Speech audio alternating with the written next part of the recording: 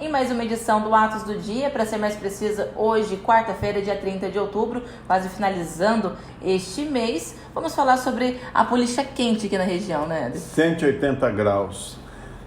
Principalmente na cidade de Cachoeira Paulista. Mas antes de falarmos de Cachoeira, em Guaratinguetá, a Câmara aprovou de forma unânime um projeto do Executivo que vai implantar na cidade o sistema de alvará simplificado.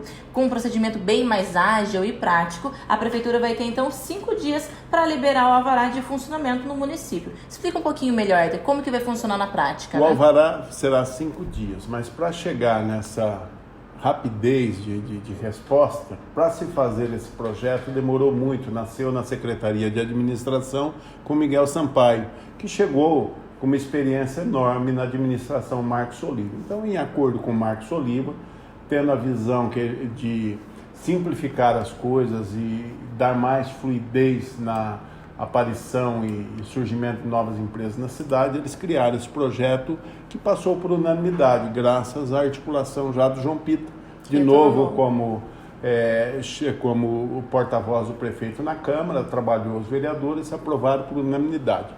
Em prática é isso. A pessoa que vai investir na cidade, abrir um negócio, abrir uma empresa, então ele tem que se preparar. A única parte burocrática seria uma planta ou um crocri do que se vai se abrir, a primeira documentação registrado na administração, no protocolo da prefeitura. Dali, tudo digital. Em 5 dias, o alvará simplificado já sai e a empresa pode começar as suas atividades. Ocorre que isso aí é um antídoto contra a lentidão, às vezes, de empresas que tentam se estabelecer numa cidade e demora um tempo enorme para a abertura das atividades, porque às vezes para na burocracia de uma prefeitura. Soliva pretende, em todas as áreas da cidade, desburocratizar, e começou agora por esse alvará, e que vai ser um grande ganho. Na visão de Soliva, por exemplo, a empresa, quanto mais rápido começar a funcionar, mais retorno tem, e a cidade tem a ganhar com os tributos de praxe, essas coisas assim. Então, agilidade total na abertura de empresa na cidade de Guaratinguetá. Algo a ser imitado, né? O que é bom se copia, né? Claro. Em outras cidades, serve de referência. Que seja semelhante para outros projetos, então, em cidades vizinhas, né, aqui na região metropolitana do Vale do Paraíba. Então, a Câmara aprovou de forma unânime o alvará simplificado em Guaratinguetá. E por falar em Câmara, a Câmara de Cachoeira Paulista, na sessão da última terça-feira, abriu uma processante por 8 votos a 5 abstenções, uma processante contra o vereador Breno Anaia. E por outro lado, aquela CPI aberta sobre esse mesmo assunto, uma viagem em julho de 2016 para São Paulo para ver coligação de partidos contra o Guilherme Marcondes, deve ser arquivada ainda nessa quarta-feira, que agora à tarde teria uma reunião para discutir essa possibilidade e sim o arquivamento desta CPI. Porque o Guilherme Marcondes estava vereador, né, suplente do Carlinhos da Saúde, Carlinhos que está retornando agora após uma cirurgia no coração, voltando após um mês dessa cirurgia, volta para o cargo de vereador. Então, Guilherme Marcondes, suplente, segundo o vereador Dimas e também outros da casa, não há por que investigar o vereador que não está mais em atividades, né? Claro que isso aí demanda uns entendimentos políticos. O regimento diz isso. O presidente da Câmara está certinho em, de repente, colocar um fim. Ocorre que não é bem isso que intencionaram, né? O que era permitido em 2016, por exemplo, ir para São Paulo com táxi, a dispensa dos cofres públicos para questão partidária, agora não foi. Por quê? Deu problema porque o prefeito hoje em questão, o afastado Edson Mota, ele influencia demais o vereador Breno Anaia, que por intermédio da sua mãe entrou com essa tentativa de uma investigação contra o Guilherme, que por sinal respondeu com o pedido de uma CPI. Moral da história, sai Guilherme Marcondes de cena, fica Breno Anaia e com uma processante. Lembrando que, segundo o regimento, são 2 pesos. Uma CEI é quando a Câmara vai investigar. Uma CPI é quando a Câmara pode, inclusive, versar sobre o mandato de um parlamentar, que é o caso agora do Breno Anaia, que está na alça de mira de todos os vereadores. Mas, segundo especulação política, esse trabalho todo já foi armado, essa esse barulho na Câmara como uma cortina de fumaça para desviar o foco do afastamento do prefeito Edson Mota, que deu muito o que falar na cidade. Então, numa medida até de desviar o foco, se fez essa denúncia em cima de Guilherme, porque Guilherme abriu a caixa de ferramenta e começou a criticar demais, e começou a ir a fundo, né?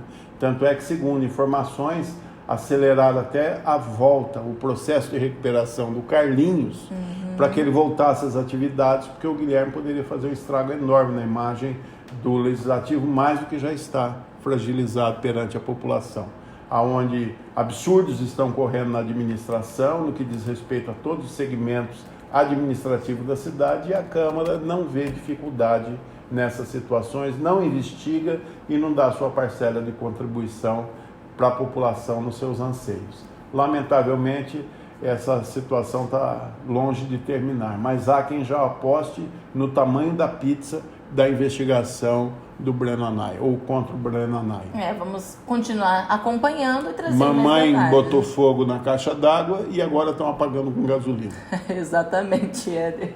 E assim como em outras cidades aqui da região, a estratégia, na verdade, da oposição em Ubatuba, em prejudicar a imagem de Delcio Sato, segue como de outras cidades, como eu disse, tentando manchar a imagem dele, falando de alguns pontos negativos, enquanto a prefeitura se move e a cidade apresenta pontos positivos, como anúncio de obras e também inaugurações, né? Estamos no aniversário de Ubatuba, praticamente agora culmina na festa, propriamente dito, da emancipação política da cidade. O prefeito Delcio Sato, nesse mês de outubro, se esforçou em inaugurar uma obra por dia. Não é fácil, hein? Não mesmo. E quando não inaugurou, anunciou. De maneira que foi um mês todo de eventos e realizações e conquistas, e entrega para a população. Só que isso não satisfaz, é claro, o mercado político. Aliás, muitos perguntam por que a oposição, essa rasteira, contribui, com que essa oposição contribui.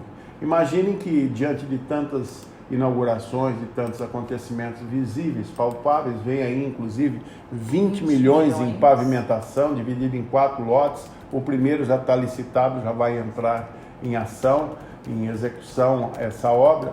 Então fica até meio redundante, mas o prefeito desce, ele vai atrás do dinheiro, ele traz o recurso, cria-se os projetos, executa as obras, depois chama a população para inaugurar os empreendimentos e recebe ainda a crítica da oposição. Como diz, né? Se a gente pode atrapalhar, por que facilitar? Mas é claro que tudo isso aí tem uma pendência e um quê político, porque o ano que vem tem eleições municipais. E o Delcio, com certeza, o Delcio Sato, com certeza ele será um candidato à reeleição, e isso aí está incomodando muita gente na cidade de Ubatuba. Por outro lado, a oposição não consegue se fechar em cima de um nome que faça frente. Então, a crítica é o melhor caminho nesse momento. Se fragilizar a imagem de Sato, quem sabe eles têm uma melhor oportunidade. Quem sabe, mas com a palavra os eleitores.